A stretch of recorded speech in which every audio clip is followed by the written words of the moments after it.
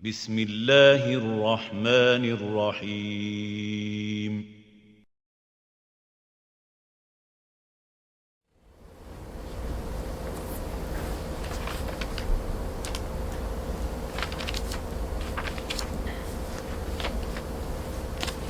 Something I just told you.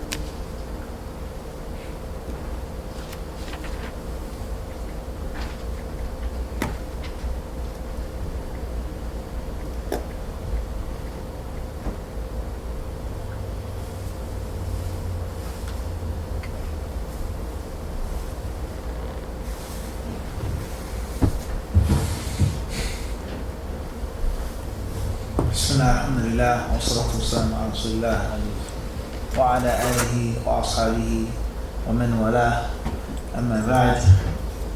قال الإمام البخاري رحمه الله تعالى في الباب السادس عشر باب قول الله تعالى وكلوا واشربوا حتى يتبين لكم الخيط الأبيض من الخيط الأسود من الفجر ثم أتموا الصيام إلى الليل. فيه عن البراء عن النبي صلى الله عليه وسلم. حدثنا حجاج بن منهال قال حدثنا هشيم قال أخبرني حسين بن عبد الرحمن عن الشعبي عن عدي بن حاتم رضي الله عنه قال لما نزلت حتى يتبين لكم الخيط الأبيض من الخيط الأسود عمدت إلى عقال أسود وإلى عقال أبيض فجعلتهما تحت وسادتي فجعلت أنظر في الليل فلا يستبين لي فغدوت على رسول الله صلى الله عليه وسلم فذكرت له ذلك فقال إنما ذلك سواد الليل وبياض النهار. حدثنا سعيد بن أبي مريم قال حدثنا ابن حازم عن أبيه عن سهل بن سعد حاء. حدثني سعيد بن أبي مريم قال حدثنا أبو غسان محمد بن المطرف قال حدثني أبو حازم عن سهل بن سعد قال أنزلت وكلوا واشربوا حتى يتبين لكم الخيط الأبيض من الخيط الأسود ولم ينزل من الفجر. فكان رجال إذا أرادوا الصوم ربط أحدهم في رجله الخيط الأبيض والخيط الأسود ولم يزل يأكل حتى يتبين له رؤيتهما فأنزل الله بعد من الفجر فعلموا أنه إنما يعني الليل والنهار. تفضل. Translation.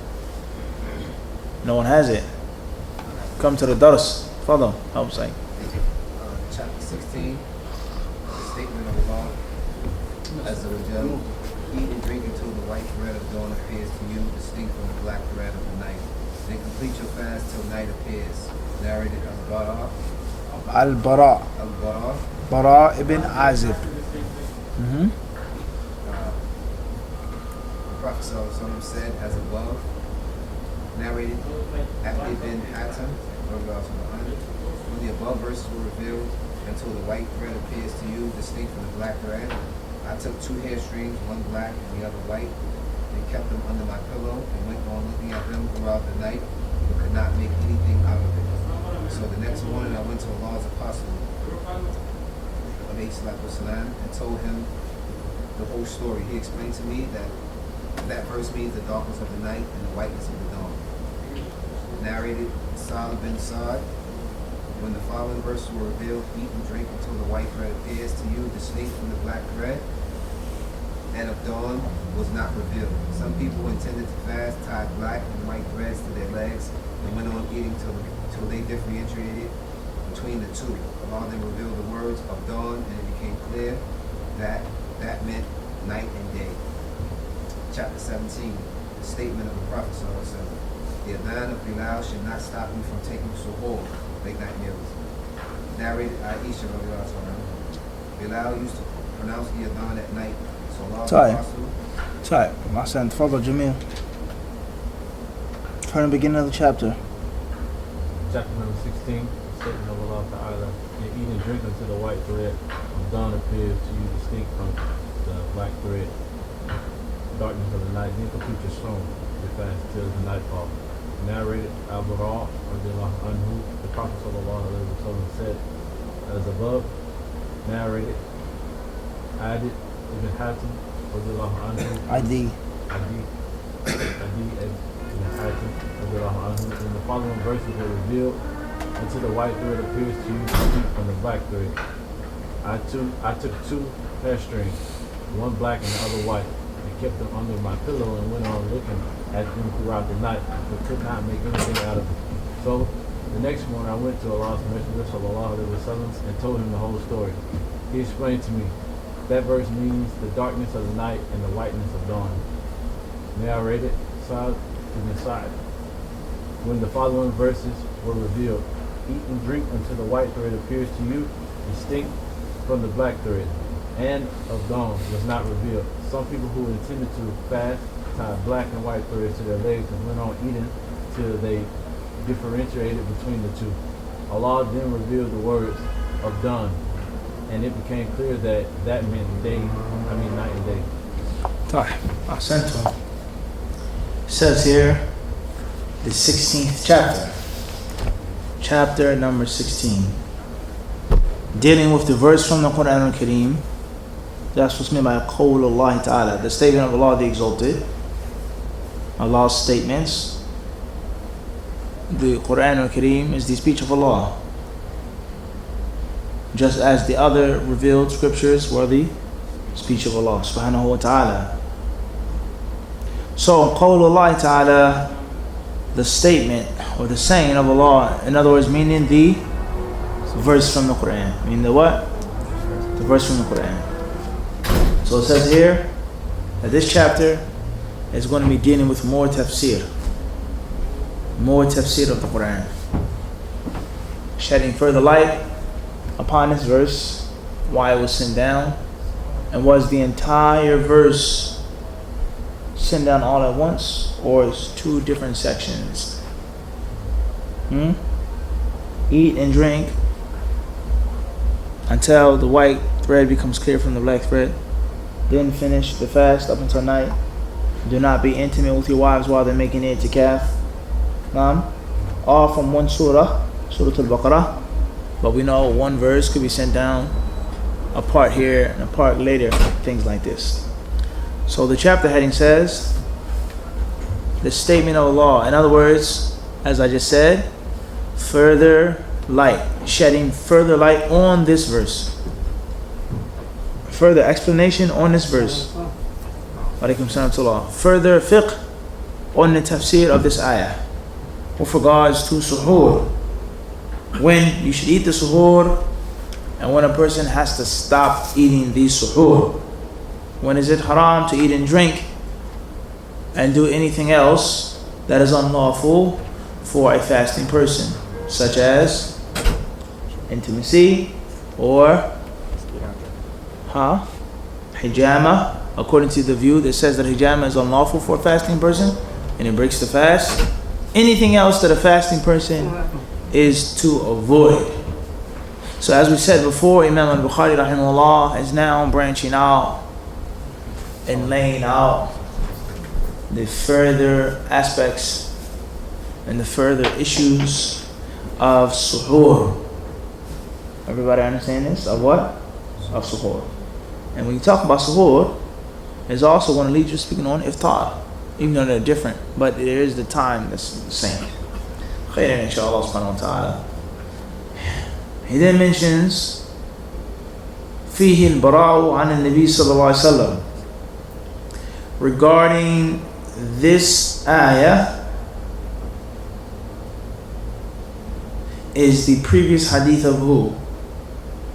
Bara radiallahu ta'ala anhu, in the previous chapter. What was the hadith of Bara about? Jameel. Al-Bara ibn Azib radiallahu anhu, the companion who narrated the famous hadith about life in the grave. The long hadith about the ruh being taken from the grave, being questioned in the grave, the angels going to the deceased. The famous hadith. What was his hadith? Yeah, that's why we have to make a review. In our last class, what did we say? Yeah, we narrated 1915. Hadith what? 1915. What did he say? The story of Qais ibn Sirma, of the companion whose name was Qais, who passed out, who fell asleep. His wife told him, Khaybatan laka, you've lost. Too bad for you. Basically. Everybody understand this? That's what she said, basically. Everybody understand this? Loss unto you. That's not how we would say it in what? In English. You say, oh, Right, that sucks. Everybody understand this? Everybody clear on this? He fell asleep, and when he woke up, it still was nighttime. And he wanted to do what? Eat and drink and other things. But at that previous time, it was what? Haram. It was unlawful to do that. Once a Muslim fell asleep at nighttime, he wasn't or she wasn't allowed to eat or drink or do anything else until the following night. Following what? Imagine that. You go home, you're tired, you take a nap. It's only 9 p.m., 9:30 p.m. You're not allowed to eat, to drink, to have intercourse with your wife all the way until 8:30 p.m. of the next day. Then this ruling was what? It was abrogated. It was canceled. How was it canceled? What verse proves that it was canceled and done, and the ruling was done away with? Which says, eat and drink until Fajr. Until what? Fajr. Whether you sleep or not. Everybody understand this? Everybody clear on this?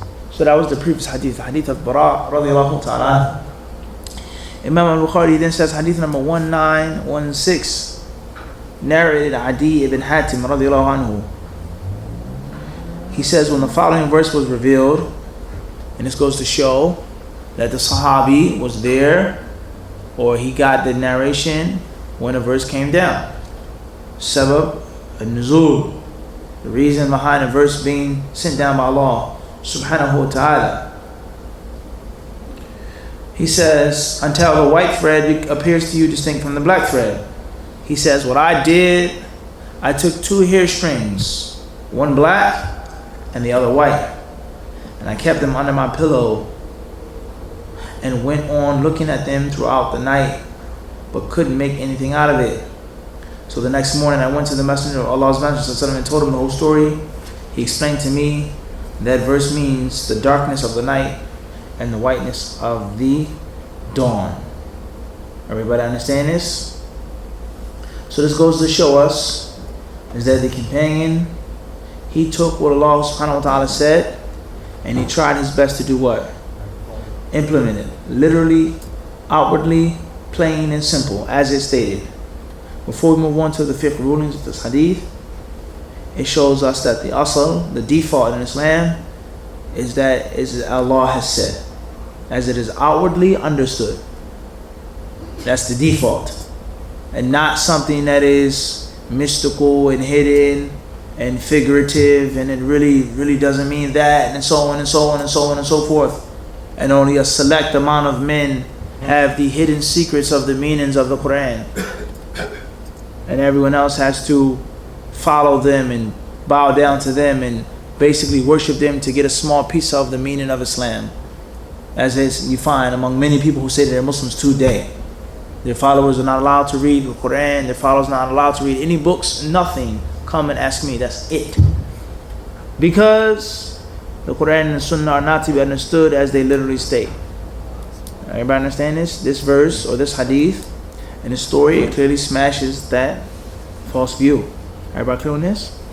Abdullah ibn Abbas anhuma is mentioned, or he's quoted to have said that the interpretation of the Quran is on 4 levels. 4 levels. One interpretation is known by everyone. Another interpretation is something that's known by those who know the Arabic language. Another interpretation is known by those who are scholars, learned men and women. And the 4th level of interpretation is that which is only known by Allah subhanahu wa ta'ala. That was only known by Allah subhanahu wa ta'ala. 4 levels of ta'wil. There's some things that every Muslim understands from the Quran, and it does not need a scholar or sheikh or some big imam to touch you on your forehead, kiss my hand, kiss my foot, and I'll give you the understanding. No. La. And then there's some things you can't understand unless you know what? The pure Arabic language. Muslims in every place. Muslims come from Guyana. They don't speak Arabic. Certain things they are not going to be able to what? Understand, whether they're scholars or not. But just because they don't have the pure Arabic language, they're not going to what? And then there's some things that those who are Arabs, who speak the pure Arabic language, cannot understand unless they have what? Technical training. Everybody understand this? And then there's some things from the Quran that only Allah knows of, subhanahu wa ta'ala. When is the last hour going to be? What happened? This story was unseen, so on and so forth. Everybody understand this? So there are certain things in Islam that are clear and that are outward and that are plain. And there are certain things that need a bit more knowledge. And there are some things that are technical. So this is a detailed answer to the often, people often complain about different issues of fiqh. It's so hard, it's so confusing, it's khilaf, fulan, every issue, 4 or 5 opinions every issue, because there are levels. And you're on a level which you shouldn't be on. You're reading something, you're listening to someone, you come across some information that you shouldn't what? Shouldn't be on. That's why I find it so difficult. That's why what? I find it so difficult. As far as passing through the information, or the information passing by you, then that's a different story. You drive by a neighborhood's too rough, but you're just driving by. I could never live in this neighborhood. I could never live in New York City. It's too crowded, too much traffic, too many people, too many rude people. Everybody understand this? But me going to the airport in JFK is what? La best. You sit in class, I heard something that was mentioned, la best. But for me to sit and to dig in every day, in every class, technicalities, this, flan. Then it becomes what? Problematic. And then people, they complain about it. Because you're on a level that you shouldn't be on. Everybody understand this? Everybody clear on this? So the one who learns, whether it's through a question, through a book, through a class, on your level, in the proper methodology, is never ever going to find something too burdensome. It's like I go to the gym for the first time. You put me under the bench press. Mufti, bench press this.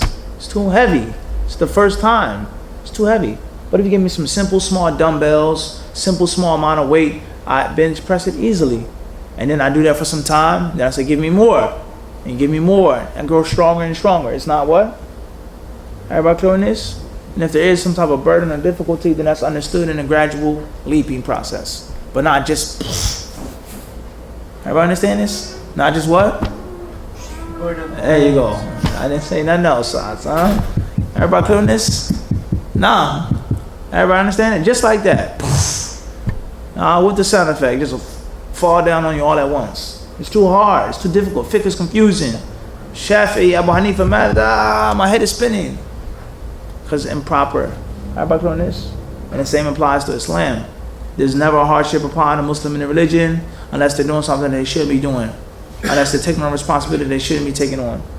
Everybody understand this? But if you fulfilled your basic, simple mission is simple and easy. There are some things that are challenging, yes. Times in which you have to buckle down a little bit, yes. But the general concept, I'm not the imam of the masjid. Why am I bearing this burden on my back? Everybody understand this? This sister, I'm not your husband. I'm the friend of your ex-husband. I don't have to pay your bills. I help out sister in need, but I shouldn't have to feel that what? That weighty burden, because I have not taken that responsibility. Everybody understand this? Why? Because any other example that you can make, any other what? Example that you can make is the reality of Islam. So everybody has a level and has something they have to do. So therefore, the levels of tafsir, as Ibn Abbas has quoted to have said, are 4. Some things that every Muslim understands and is simple and easy. And there's no such thing as a madhab. It's clear direction from the Quran and Sunnah. You have to take it as you understand it. As long as it's clear. As long as it's what? Clear. Something that is unclear, that's a different story. That's what? That's a different story. Someone who's studious, someone who reads more books, and he follows, says, no, I don't feel comfortable with that. That doesn't sound too right. Even though this great imam said it. That's a different story. Someone is a student of knowledge, someone has even more ilm, and says, no, that's wrong. But Fulan said it. But this madhab and this alim from this school and this place in Malish, even so, based off what I've studied, what I've learned, that doesn't sound right. Everybody understand this? There are levels to this. But there is no say, well, I'm Shafi'i, I'm Hanafi, and a clear, direct, authentic proof. No, that's haram for you to say that. Now you have to be Muhammadi. Something that's unclear, that's a different story. I'm from Pakistan. The ulama in my country are Hanafi scholars. This is what I know. This is what I've been taught. This is what I've been trained. They're scholars. I trust them. I asked them the question. They gave me the fatwa. Khalas, yakfi. So everybody understand this? But something that's clear, that you believe is clear, and you understand, you cannot say what you are. You have to follow what? Everybody understand this? So there's detail. And many of the people, they don't have details in these issues.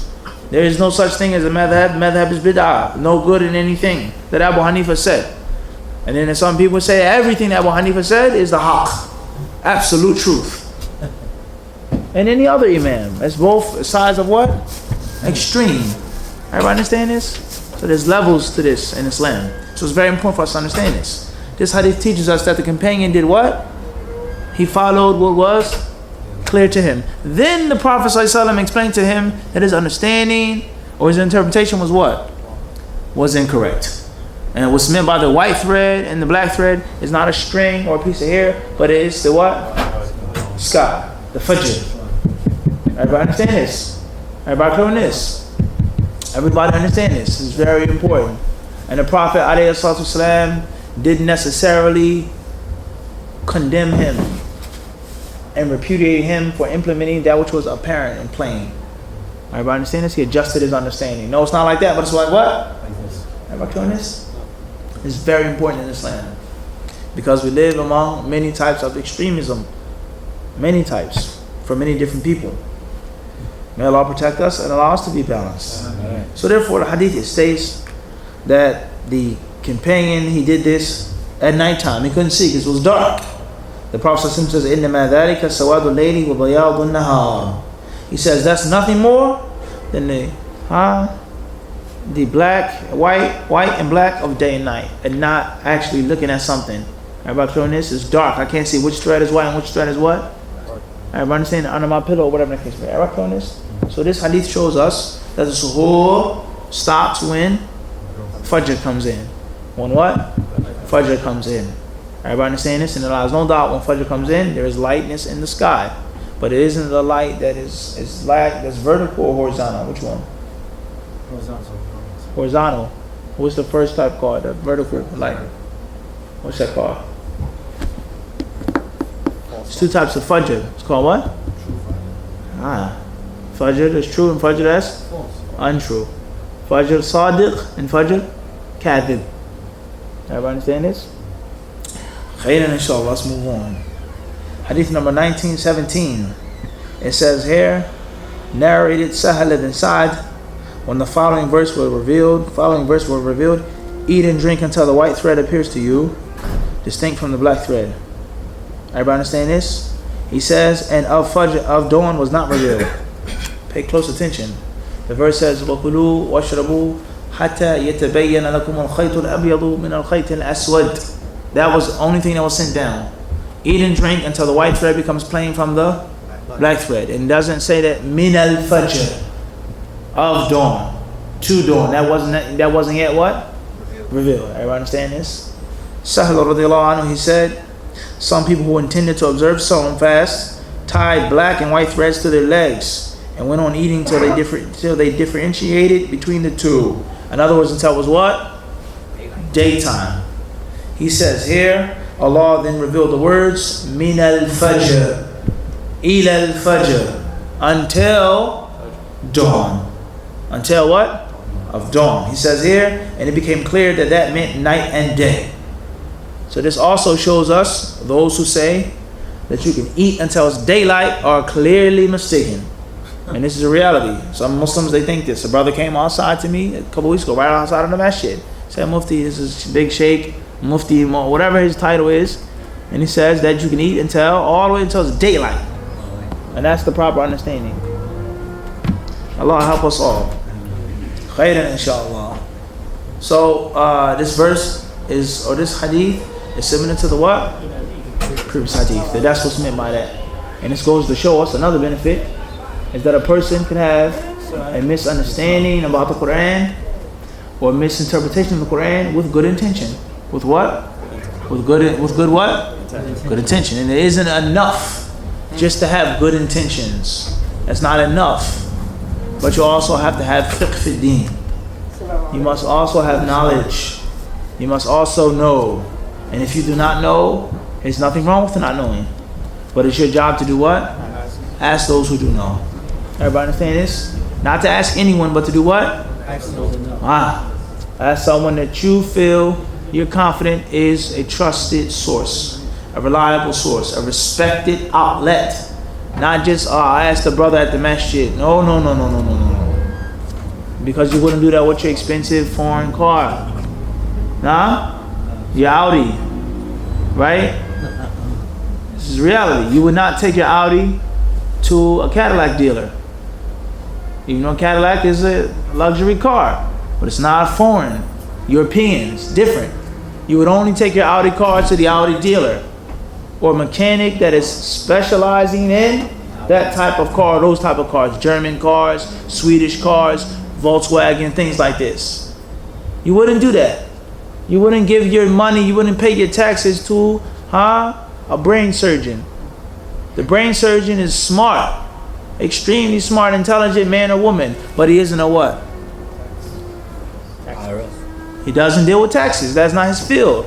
Everybody understand this? Does that mean that the guy's stupid? Brain surgeon isn't smart. He doesn't know anything.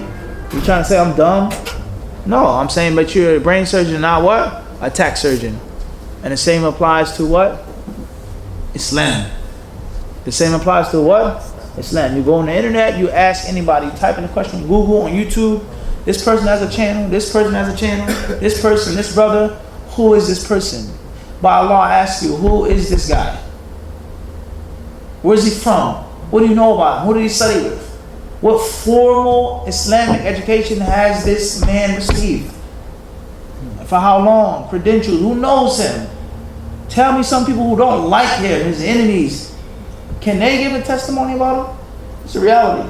There's some people that they are known, where they come from, where they studied. You can ask people that don't like him about him, and they'll do what? They'll give you information about him. I don't like Abu Sa'id, but we know him. Yes, it's true. He was in Syria studying.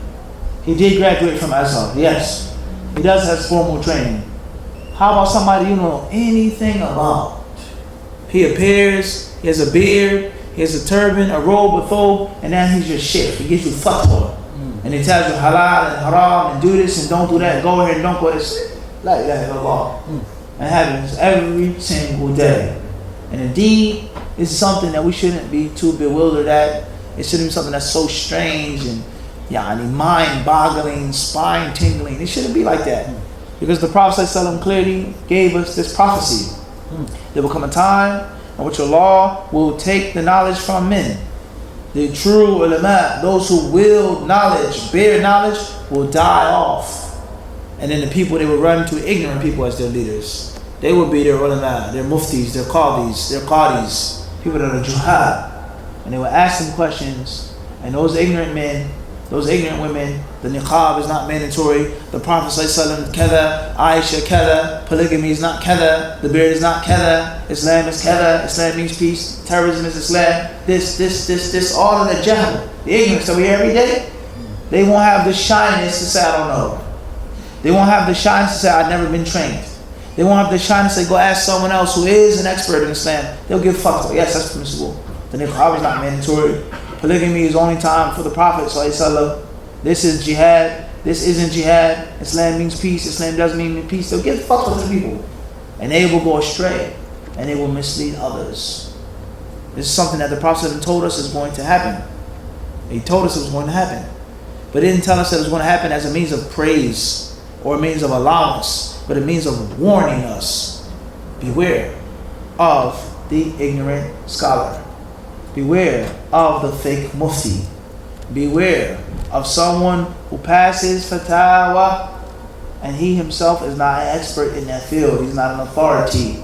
Everybody understand this? And we said this many times before.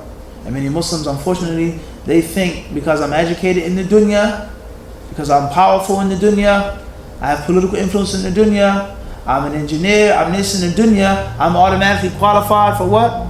For fatwa in Islam. And that's sad. Allah and His Rasul, Kalam of Allah, Kalam of Rasul is open game for any Muslim that's intellectual.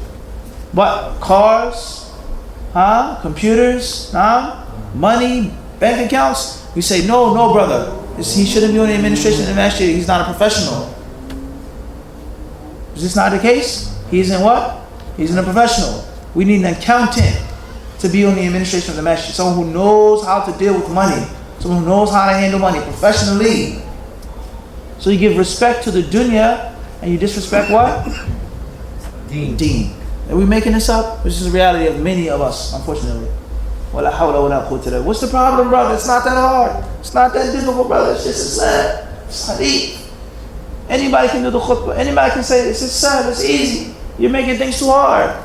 But when it comes to the dollar bill, what the kuffar say and establish their sciences, then that's what? No, brother, please don't say anything. I know you don't. I'm a doctor, you're not.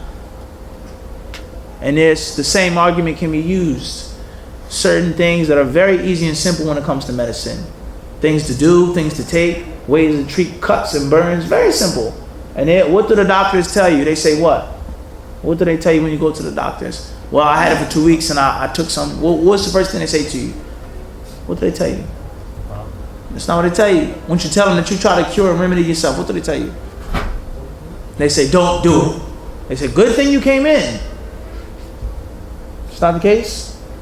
You read on the internet, it says, don't try to treat yourself. No, don't guess what the problem is. Go instantly see a what? A specialist. Your healthcare provider. Everybody understand this? So this shows you the sickness of many of the minds of the Muslims today. Especially when it comes to hadith of the Prophet ﷺ. People write books about hadith, talk about hadith, explain hadith, what hadith are sahih, what aren't sahih, what the Prophet meant, what he didn't mean. No, this hadith is not real, it's figurative, it's really not haram, the Quran and not hadith.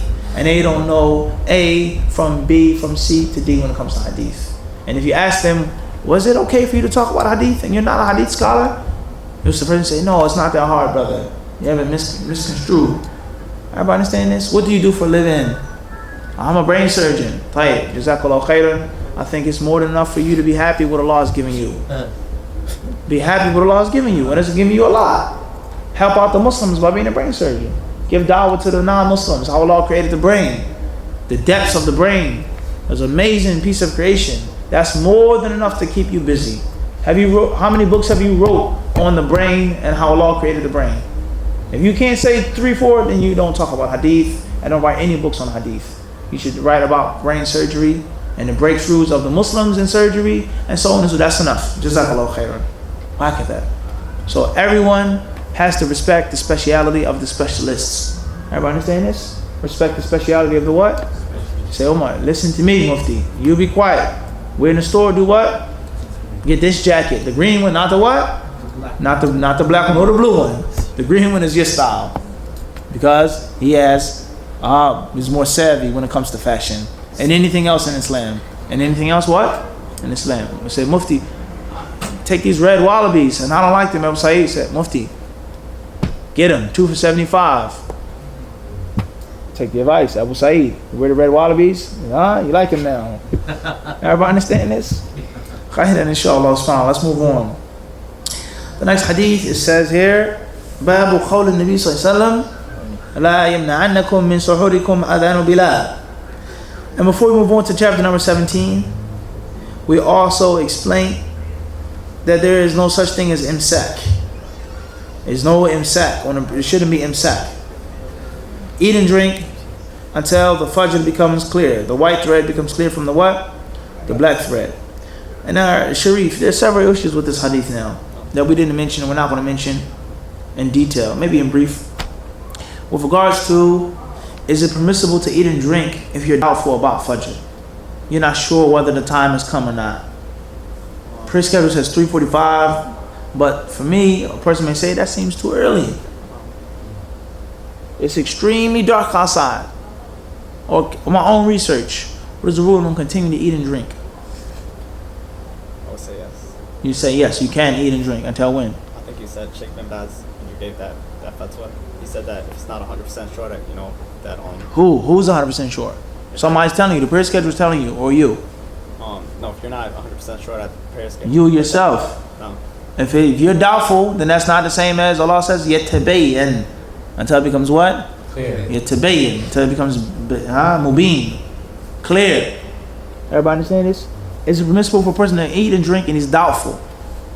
We have different levels now. Someone is sure Fajr has not come in yet. Someone is sure Fajr what? Has come. And then someone, it may be in, but I'm not what? I'm not sure. Is it permissible to continue to eat and drink and the person is doubtful? If you're doubtful, then it hasn't become what? Clear. Everybody understand this? These are some of the issues that pertain to that hadith. Khayr inshallah.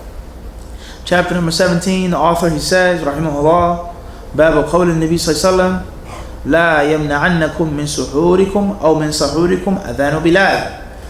حدثنا عبيد الله أو عبيد بن إسماعيل عن أبي أسامة عن عبيد الله النافع عن ابن عمر والقاسم بن محمد عن عائشة رضي الله عنها أن بلالا كان يؤذن بليل فقال رسول الله صلى الله عليه وسلم كلوا واشربوا حتى يؤذن ابن أم مكتوم فإنه لا يؤذن حتى يطلع الفجر. قال القاسم ولم يكن بين أذانهما إلا أن يرقى ذا وينزل ذا. Imam Al-Bukhari rahimahullah, he says, chapter number 17, the statement of the Prophet sallallahu alaihi wasallam, the adhan of Bilal should not stop you from taking suhoor. The adhan of Bilal shouldn't stop you from eating suhoor. Narrated Aisha. This is this is an incorrect translation as well. Imam Al-Bukhari mentions more than one chain of narration. The first is going back to Ibn Umar, and the second one is going back to Aisha. It says hadith number 1918 and 1919. Two hadiths in one, it says in the translation. Narrated Aisha, Bilal used to pronounce the adhan at night, so Allah's Messenger said, carry on taking your meals, eat and drink. So Ibn Maktoum pronounced the adhan, for he does not pronounce until it is dawn. And then there's more speech that's missing, that's not in the translation. La hawla wa la quwwata illa billah. Qasim said, the narrator from Aisha, there was no time between the two adhans except for this one. He says, and yarqa that, to ascend the minaret, wa yanzil that, and that went to descend. The translator, I don't know whether he forgot or it was cut out the book, but he didn't translate that, and that is a part of the ruling as well. How much time was there between the two adhans? If a man is climbing a ladder and another is coming down, that signifies the time of what? Between the two. So that should have been translated. Not only is a part of the ruling, but that's a part of the speech of who? Al-Bukhari, the author. The speech of who? The author. And when you're translating a book, advice for all translators, if you're translating a book or an article, it is your job to fear Allah. Taqillah. It is not your choice or your fancy or your view or taste to translate the book how you want to. You have to translate the book, and you should translate the book in the closest, simplest fashion as the author wrote his book. And if you don't want to do that, that's fine, but it's upon you to do what? To clarify. Everybody understand this? You have to do what? Clarify that this is the summarized version, abridged version, based off of Sahih Al-Bukhari. Everybody understand this? The translation of the meanings of Sahih Al-Bukhari. Right? Where's the translation and the meaning of that? There's many other things we've found before. So this is something that you can't do. You translate something as the author did what? Wrote it. It's in a manner. To the best of your ability. English and Arabic are different. The level of knowledge of those who read Sahih Bukhari are not like those layman Muslims in the UK or in America or in Canada. But it's your job to do what? To stick as close to the script as what? Possible. Everybody understand this? Is everybody focused here or there? Are we listening? Yes. Sahih Bukhari. Everybody understand this? Any other book. You take a book and turn it into a movie, a novel. What should they do with that novel? Make things up, historical inaccuracies, or should they do what? Stick to the novel as much as possible. And that's the difference between Hollywood and between what? Real life. Islam and real life. Everybody understand this? It's not, you're not translating the book to make people like the book or this and that. You're doing a service to the author. Everybody understand this? Khair, inshallah. We'll stop here. Allah subhanahu wa ta'ala surely knows best. The next class, Bidnillahi subhanahu wa ta'ala, will be on Tuesday. Bismillah, alhamdulillah, wa salatu wa salam ala rasulillah, wa ala alihi wa sahbihi ajma'in, amma ba'd. Tafadal. Yes, it says, Assalamu alaikum, ex-mufti. Please, it says, what is the best thing to do for a Muslimah that has menstruation on the last 10 nights of Ramadan to get reward from Laylatul Qadr, just like the one that is pure? An example, can pray and fast because she won't miss the special night. Bismillah, alhamdulillah, wa salatu wassalamu ala rasulillah. A very important question that says, what advice can you give with regards to a woman who has her menstruation or her monthly cycle during the last 10 nights of Ramadan, and perhaps she won't get, or she'll lose out on Laylatul Qadr, the special rewards, prayer, standing, fasting, etc. We say the best guidance is the guidance of Muhammad alayhi salatu wasalam. That's the best guidance. Not what I think, what I feel, what you think and what you feel. My culture, your culture, his culture. خير الهدي هدي محمد صلى الله عليه وسلم وإن تطيعوه تهتدوا. Allah says, and if you obey him, indeed you will be guided. If you obey Muhammad, you'll be guided. You obey Muhammad, you'll be guided. Allah tells us in the Rasul of Allah is a good example. A good example. A fine example. The best and the finest example in Muhammad. What he did. So what did the Prophet ﷺ instruct with regards to this issue? What did he say to his wife Aisha radiallahu anha when she cried? She was in the tent, making the pilgrimage. He says, Anufisti? He says, your menses came? He said, yes. In other words, my Hajj, it's going to be delayed, it's going to be. The Prophet ﷺ says, Inna hada shay'un kataba Allahu ala banat Adam. Aw kama qala alayhi salatu wasalam. He said, indeed, this is something that Allah has prescribed upon the daughters of Adam. In other words, stop crying. Don't worry about it. It's nothing you can do. Get over it. Allah takes something from you and He gives you many other things. And this is something that is the sunnah of Allah. It's the what? It's the sunnah of Allah. Allah has prescribed this upon women. Allah has prescribed that and ordained this upon men. There's no shame, there's no sadness. There are many other things you can do. So my advice is to let the natural flow be the natural flow. Allah created your body in a certain way for wisdom. Don't go against the wisdom of the maker of the body. You buy a car. The people at the dealership, they tell you, do not put this type of gasoline in your car. It'll run. Car won't break down overnight, but don't put it in your car. You go and says, listen man, that gas is too expensive. It's the same at the end of the day. Right? You're going against the advice of the what? The maker of the car, who knows more about the car than you. Who knows the vices and the virtues, the good and the bad, the ins and outs of the vehicle much more than you do. Why? Because I made the car. I designed the car. This is a family, Audi family. Parts, body, this, that, maintenance is one pedigree. Don't put that type of gasoline in your car, period. Just follow this advice. It's going to be better for you in the end. Everybody understand this? So Allah made a woman and He made man. Allah made a woman with menstruation. Go to Allah subhanahu wa ta'ala's way. It's wisdom in the menstruation. It's rahmah in the menstruation. There are things that He's given women that He hasn't given men. Women bear children. And the greatest status that a person, with regards to the child, is the father or the mother. The mother. So should men say, well, I want to be a woman. I want to be a mother now. No. Allah gave you something. Allah gave what? The other sex, the other gender something. So you may have menstruation, but there are other things that you have that men don't have. So go with the natural flow. That's my advice. Don't take pills, don't take needles, don't do this, don't do anything that's going to disturb and disrupt your natural menstruation.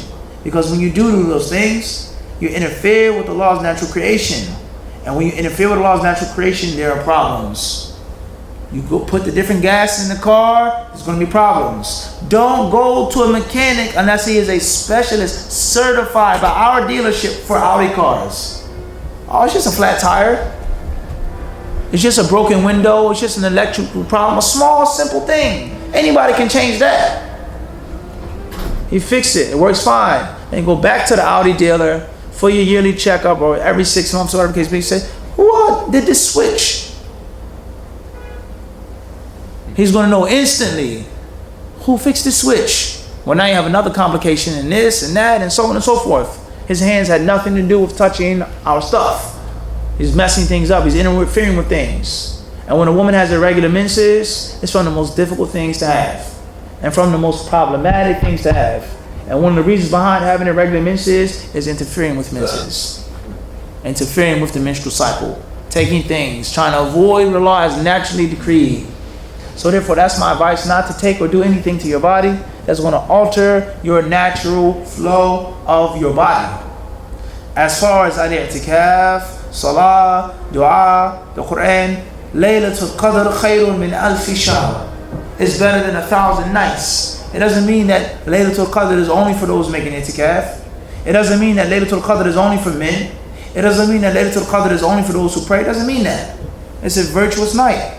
And those who have the sincere intention, ikhlas, whether they're praying, whether they're reading the Quran, whatever they're doing, to get the virtues of Laylatul Qadr, then that's more than enough for them.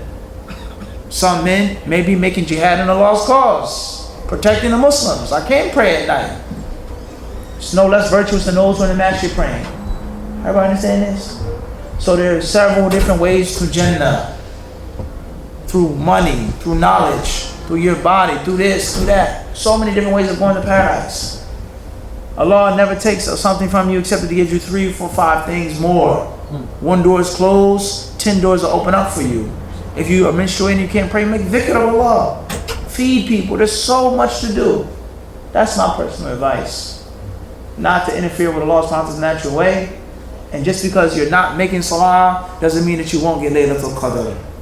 There's a special virtue in prayer, yes. But the one who sent down that virtue is also the one who sent down menstruation. So don't pick and choose. Go with the sunnah of Allah. Wallahu a'lam. What questions should one ask a person claiming to be a student of knowledge about his credentials and his level of what he can teach or do? What question should a person ask a student of knowledge, his credentials, what he can and cannot teach? We say the whole entire question is wrong and bad from the beginning. Fasidun min aslihi. The tree is rotted at the root. Don't ask no student of knowledge no question. You shouldn't ask the student of knowledge any question what he can and cannot teach about his credentials. Anybody who wishes to learn and wishes to study and wishes to benefit from sciences should have a teacher. You should have a teacher. You should be an apprentice of someone. Now you're going to say, well, how do I get that? How do I get a teacher? How do I become an apprentice? This should never be a person that you just handpick. Someone that isn't known. Someone who isn't well known. Someone that the people is not critically acclaimed. You said what? Critically acclaimed. Everybody understand this? It shouldn't be your job to just go pick and bump into somebody. I met a brother, he says he's a student of knowledge, so let me ask him. No. This brother Fulan, Abdullah Fulan, is well known. He studied in Timbuktu, in this university. It's known. He's respected. It's known. People that are jealous of, the people that hate him, he's known. Not just a pop-up person. Poof. I studied overseas. Let me study with him. His beard is nice. He got a nice big sajda mark. His stove is high and it's white and it's crisp and it's nice pins. So let me ask him, what books can you teach me? If you have to ask that question, something's already wrong. If you have to ask this question, something is what? Already wrong. Islam is not an overnight religion. And Islamic scholarship is not an overnight thing. Everybody understand this? It's very old, very classic, very classical, and very vintage. This person is known. Where did you study? Where did your sheikhs? It's known. Known. And anybody that pops up and appears out of the middle of nowhere, 9 out of 10 times there's going to be something wrong with that person. If you don't know about the person, that's a different story. Someone could be around for many years and you just never heard of him. That's fine. But the person who's totally unknown, his lineage, his background, you don't know anything about him. Everybody understand this? It is not your job, and it is improper, and it is a mistake, and it's going to cause harm when you sit down and ask them certain questions. It should be known.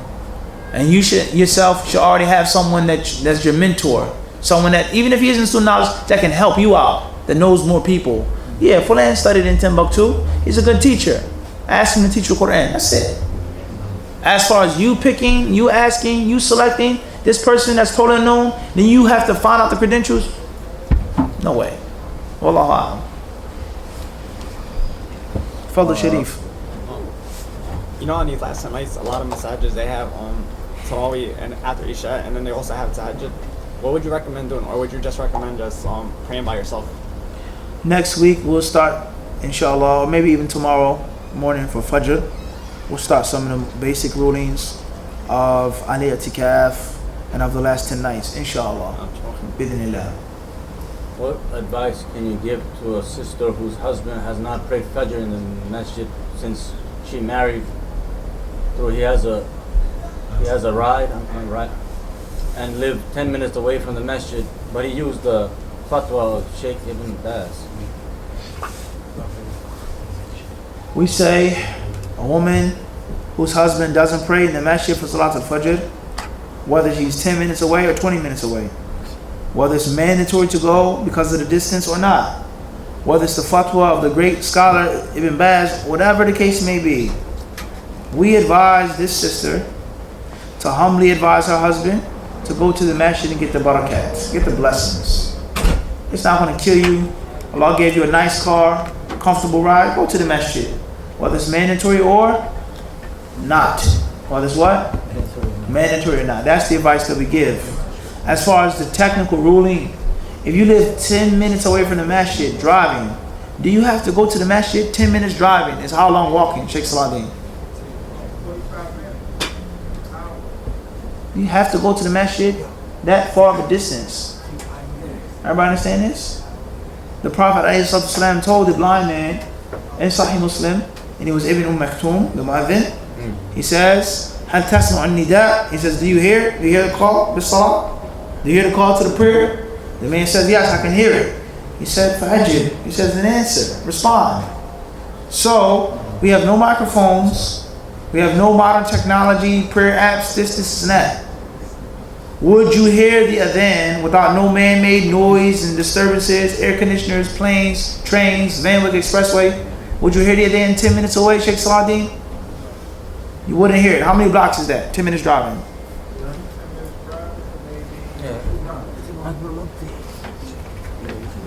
Al-Mahim, we'll stop here and finish the next class.